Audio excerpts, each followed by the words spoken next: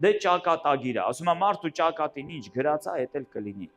Սիրելիներս, Աստվածաշունչը արդեն այդ հարցի պատասխանը տալիս է։ Աստված չի որոշել մեր համար, որ մենք վատ կյանք ունենանք։ Աստված չի որոշել, որ ոմանք դժոխք գնան։ Աստված չի որոշել, որ ինչ որ մեկը պիտի տառապի, տանջվի, դե մեկն էլ Աստծո ռուսերեն բառ օգտագործեմ, լյուբիմչիկն է։ Երբ որ Դավիթը ասում է մեր կյանքի ամեն օրերը գրված էր, Աստված մեր համար լավ ծրագիր ուներ։ Ինչպես ցանկացած ծնող իր երեխայի համար ունի լավ ծրագիր, լավ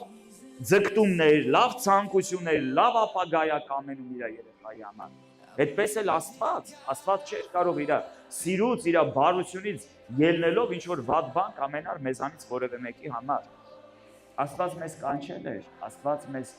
համար նախասահմանել էր, որ մենք ապրենք սրբության մեջ, քայլենք իր լույսի մեջ, որովհետև լույսի մեջ քայլելով մենք հաղորդակցություն ունենք, Հովհաննես ասում է Աստծո հետ։